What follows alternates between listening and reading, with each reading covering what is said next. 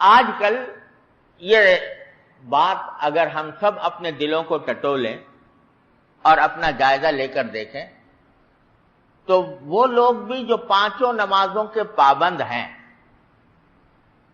وہ اگر اپنی نمازوں کی طرف ذرا متوجہ ہوں تو شاید ہی کوئی اللہ کا بندہ ایسا ہوگا جو نماز کے اندر خشوع کا ویسا اہتمام کرتا ہو جیسا کہ مطلوب. اور بعض لوگ تو بالکل مایوس ہو جاتے ہیں اور یہ سمجھتے ہیں کہ ہم سے خشوع ہو نہیں سکتا کیونکہ ہمارا دل و دماغ جب نماز پڑھنا شروع کرتے ہیں تو دل کہیں ہے دماغ کہیں ہے. اور عام طور سے حالت یہ ہوتی ہے کہ جب آدمی نے نماز شروع کی تو ایسا ہوا جیسے کہ کوئی سوئچ آن کر دیا گیا اور آٹومیٹک مشین کی طرح زبان سے الفاظ نکل رہے ہیں اور نکلتے جا رہے ہیں.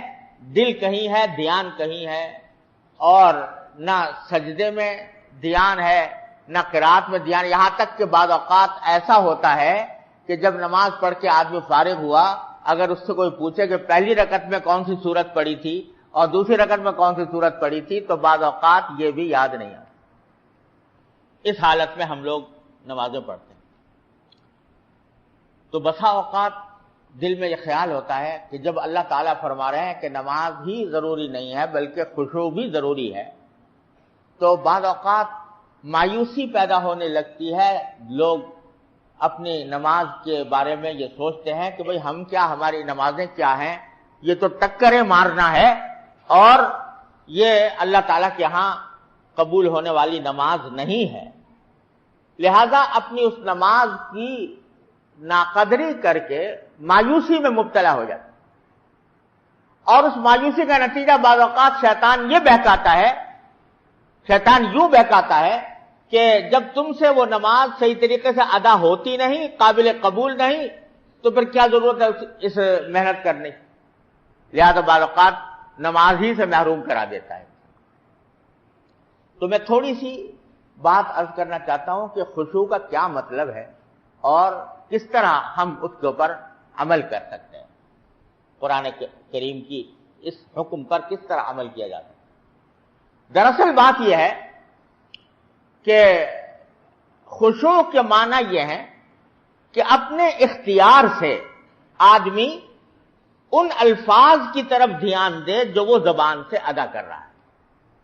اس کا آسان طریقہ یہ ہے یعنی جب آدمی نے نماز کی نیت باندھی سورہ فاتحہ پڑھنی شروع کی الحمدللہ رب العالمین کہا تو اس کو پتہ ہونا چاہیے کہ میں الحمدللہ رب العالمین کہہ رہا ہوں. اپنے اختیار سے اپنا دھیان اپنی توجہ اپنا خیال ان الفاظ کی طرف لگائے جو وہ زبان سے ادا کر رہا ہے. یہ اتنا کر لے گا تو خشوع حاصل ہو جائے گا. اب کیونکہ اللہ تبارک و تعالیٰ نے کوئی ایسا کام انسان کے ذمے فرض نہیں کیا جو اس کے اختیار سے باہر ہو اور جو اس کی طاقت سے باہر ہو اس واسطے اگر بے اختیار کچھ خیالات دل میں آ گئے تو وہ خشوع کے منافی نہیں. اللہ تعالیٰ کے یہاں سے معاف. آپ نے نماز پڑھنی شروع کی دھیان شروع میں لگایا اللہ اکبر دھیان سے کہا سبحانک اللہم پڑھا ابھی پڑھائی تھا کہ ذہن کسی اور طرف غیر اختیاری طور پر چلا گیا تو وہ غیر اختیاری طور پر جو چلا گیا ہے وہ معاف ہے اللہ تعالیٰ کے ہاتھ اور اس کے نتیجے میں وہ آپ کے اوپر کوئی گناہ نہیں. لیکن جب یاد آ جائے پھر فوراً انہی الفاظ کی طرف لوٹائیں جو زبان سے ادا کیے جا رہے ہیں. اتنا کر لیں تو خشوع کی کا جو ادنا درجہ ہے الحمدللہ جو مطلوب ہے جو ضروری ہے وہ حاصل ہو جائے گا. دوستو امید ہے کہ آج کے اس بیان سے آپ کو کچھ نہ جاننے کو ملا ہوگا. جیسا کہ مفتی تقی عثمانی صاحب نے عجیب خلاصہ بیان فرمایا. ہمیں چاہیے کہ ہم اپنی نمازوں پر محنت کریں نمازوں کی مشق کریں کہ ہماری نمازیں بہتر سے بہتر ہو جائے. ہماری نمازیں وہ نمازیں بن جائے جو نماز اللہ کو مطلوب ہے جو نماز اللہ کو محبوب ہے. نماز کے فضائل سیکھے فضائل کے حلقوں میں بیٹھ کر نماز کی فضائل سیکھے اور علماء سے مسائل بھی نماز کے بارے میں سیکھے کہ نماز کے لیے کون سے مسائل ضروری ہے۔ نماز کی وجہ سے جب ہم نماز کو پابندی کے ساتھ ادا کریں گے تو پھر ہمارے مالوں میں بھی برکتیں ہوگی اور ہماری دعائیں بھی قبول ہوگی۔